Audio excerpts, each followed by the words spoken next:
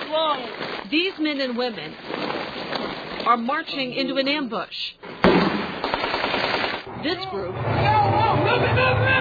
is entering a dark, deafening war zone. It's so hard to just focus and go with your training. It's what you might expect military recruits to go through before they're shipped off to the front lines. But these camo-clad soldiers are medical officers. He's not dealing with trained war fighters in this group. This is about as close as you can get stress levels of combat. And besides shooting at them, this is all we can do. For 1 week, the doctors and nurses go through the high-intensity combat casualty care course. Hospital corpsman Brian Powers says the point is to raise their stress levels to help them deal with mass casualties during deployment.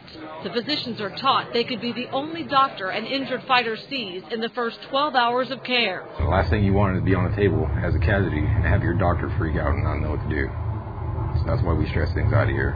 Because blood is not readily available at combat hospitals, they also stress hemorrhage control. Powers says that's because troops can die from bleeding in under 2 minutes.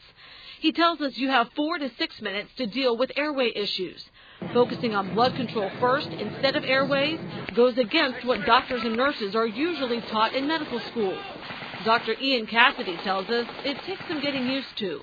Completely flips everything on its head. You kind of throw what you're taught out and almost reverse it. Tourniquet! The U.S. military has also adopted a new tourniquet technique for the battlefield called the hasty tourniquet.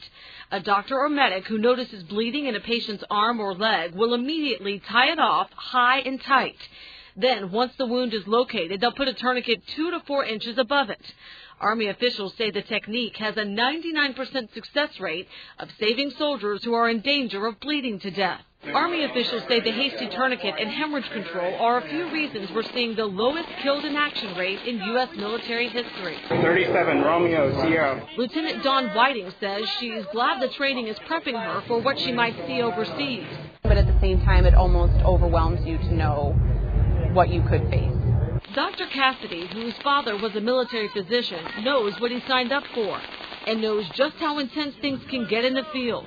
Protecting himself so he can help others is a top priority. In a war zone, medical officers are Infantrymen first and physicians and providers second. I'm Vanessa Welch reporting.